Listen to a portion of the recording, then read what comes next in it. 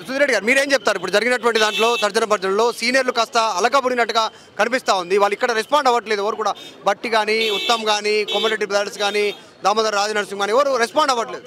Respond కావడం లేదంటే అంగీకరించినట్టే కదా. మీరు రెస్పాండ్ కావలేదంటే అలిగినట్టు ఎందుకు అనుకుంటున్నారు? లేదు, అందరూ కన్సెన్సస్. కాంగ్రెస్ పార్టీ ఎప్పుడు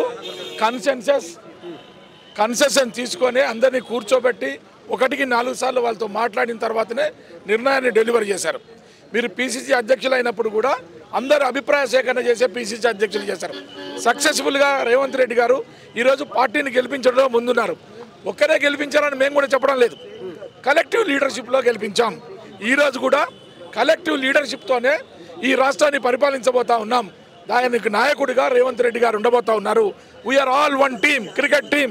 అందరూ బ్యాటింగు, బౌలింగు, ఫీల్డింగు, కీపింగు అన్ని రకాల దాంట్లో మైదానంలో ఆడబోతా ఉన్నాం. ఖచ్చితంగా తెలంగాణ ప్రజలకు మంచి చేయబోతా ఉన్నాం. ఒక్కటి గుర్తుపెట్టుకోవాలా, ఈరోజు ప్రజలు రేవంత్ రెడ్డి గారు సీఎం కావాలని చాలా కోరుకునే మాట వాస్తవం. దాన్ని కూడా దృష్టిలో పెట్టుకొని అధిష్టాన వర్గం ఈ నిర్ణయాన్ని చెప్పింది అనుకుంటున్నాం. ఏ సీనియర్ నాయకుడు కూడా ఎక్కడ కూడా ఈ నిర్ణయానికి వ్యతిరేకంగా మాట్లాడినటువంటి సందర్భాలు లేవు. అందరూ కూడా అంగీకరించారు. ఏకకంఠంతో, ఏకవాక్యంతో ఒక వాక్యాన్ని పంపించి మేము అధిష్టాన వర్గానికి కట్టుబడి ఉన్నామని చెప్పిన తర్వాత మీ దోస్తు ఈయన మీరు రేవంత్ రెడ్డి సచిన్ రేవంత్ రెడ్డికి సంబంధించిన క్లాస్మేట్, బాల్యమిత్రుడు రేవంత్ రెడ్డికి సంబంధించిన సుధీర్ రెడ్డి. సో రేవంత్ రెడ్డిని చాలా క్లోజ్గా అబ్జర్వ్ చేసినటువంటి పరిస్థితి. కాస్త దూకుడు ఎక్కువ ఉంటుంది రేవంత్ రెడ్డికి. సో రాజకీయాల్లో అదే సక్సెస్కు దారి చూపెట్టినటువంటి పరిస్థితి. ఇప్పటిదాకా ప్రతిపక్షంలో ఉన్నారు, సక్సెస్ఫుల్గానే వచ్చినటువంటి పరిస్థితి. మీరు క్లోజ్ ఫ్రెండ్గా, ఆయన సన్నిహితుడుగా, ఆయన దగ్గర నుంచి ఏమేమి గమనించారు? ఇప్పుడు ముఖ్యమంత్రిగా ఏం చేస్తారనేటువంటి సక్సెస్ఫుల్ ఇప్పటివరకు సక్సెస్ ఇంకా అధికారంలోకి వచ్చారు, ప్రభుత్వంలో ఏం సక్సెస్ చేయనున్నారు? అంటే సందర్భోచితంగా దూకుడు ప్రదర్శిస్తారు రేవంత్ రెడ్డి గారు. చిన్నప్పుడు కూడా మాకు అంతా ముందుండి నడిపించిన వాడే రేవంత్ రెడ్డి. సరే, మా అధ్యక్షులు అయిన తర్వాత కూడా వారు చాలా పెద్ద ఎత్తున దూకుడు పెంచిన మాట వాస్తవం.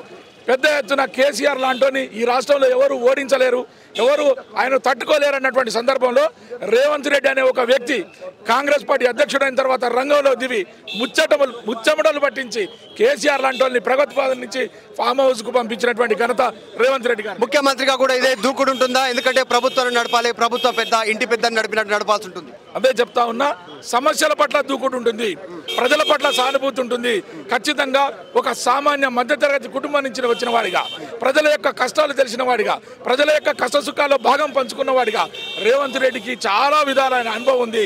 ఎందుకంటే నేను దగ్గరగా చాలా చిన్నప్పటి నుంచి మా 15-16 సంవత్సరాల వయసు నుంచి మేము అతనితో కలిసి ఉన్నాం, కలిసి పెరిగాం. అందుకే చెప్తా ఉన్నాను, దూకుడు ప్రజా సమస్యల పట్ల దూకుడు సమస్యలను పరిష్కరించడంలో ఉంటుంది. ఇంతవరకు ఓకే. సుధీర్ రెడ్డికి ఎట్లా ఉంది? ఇప్పుడు కాంగ్రెస్ పార్టీ కార్యకర్తగా, నాయకుడిగా కాకుండా మీ దోస్త్ ఈరోజు ముఖ్యమంత్రి, సుధీర్ రెడ్డి దోస్త్ రేవంత్ రెడ్డి ముఖ్యమంత్రి. నిన్ను కౌగలించుకొని ఆలింగనం చేసుకొని నాకు ఏ రోజు ఇంత సంతోషం కనిపించలేదు. నా మనసులో, నా గుండె నిండా ఒక 2 నిమిషాలు అరిచాను. ఏడ్చావా? 100% ఆనంద బాష్పాలు. ఎంత గుండె నిండా ఫుల్ ఎక్సైట్మెంట్. అయ్యో చెప్పలేనంత. నిజంగా చెప్తున్నా, నా కొడుకు పుట్టినప్పుడు కూడా ఇంత సంతోషంగా లేదు. ఈ రోజు మాత్రం అసలు చెప్పలేని ఆనందం, మాటల్లో చెప్పలేనంత ఆనందం ఉంది. నాకు సంబంధించినటువంటి మేము చిన్నప్పుడు ఒక బండి మీద తిరిగి ఒక దగ్గర భోజనం చేసి ఒక్కసారి తిరిగి అందరం కలిసి తిరిగి మెలిసి మాట్లాడుకున్న వాళ్ళం. ఈరోజు ఒక మహత్తరమైనటువంటి సీఎం పదవిని అధిష్టిస్తుంటే ఇంతకన్నా మాకు కావాల్సింది ఏముంది? రేవంత్ రెడ్డిని ఏమని పిలుస్తారు మీరు? చదువుకునేటప్పుడు రేవంత్, పిసిసి అధ్యక్షునిగా మా బాసు, ఇప్పుడు సారే, ఇప్పుడు ముఖ్యమంత్రి. మా ముఖ్యమంత్రి గారు మా సార్. ఏరా పోరా ఉంటాయా మీ మధ్యలో? అది ఇప్పుడు పర్లేదు చెప్పండి.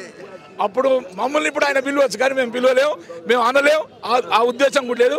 మా ముఖ్యమంత్రి గారు మా boss, is our boss. Okay, నాకు ఇప్పుడు కూడా కళ్ళల్లో నీళ్ళు వస్తున్నాయి.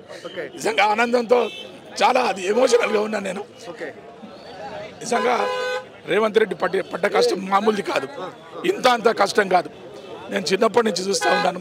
చాలా సమస్యల్లో ఆయన తట్టుకొని నిలబడి ఈరోజు ముఖ్యమంత్రి కావడం అంటే మామూలు విషయం కాదు.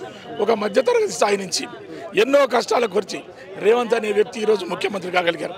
మాకు ఒకటే విషయం, రేవంత్ రెడ్డి గారు ముఖ్యమంత్రి అయితే మా కళలు ఈరోజు పండినాయని, మాకు ఏ కోరికలు కూడా లేవు. ఇక ముఖ్యమంత్రి కన్నా పెద్ద స్థానం ఈ రాష్ట్రంలోనే లేదు. అందుకే నిజంగా చాలా సంతోషంగా ఉంది, ఆనందంగా ఉంది. Thank you. మరిన్ని వీడియోస్ కోసం ఛానల్ ని సబ్స్క్రైబ్ చేయండి, లేటెస్ట్ అప్డేట్స్ కోసం వాట్సాప్ ఛానల్ ని ఫాలో చేయండి, అండ్ లింక్ డిస్క్రిప్షన్ లో ఉంది.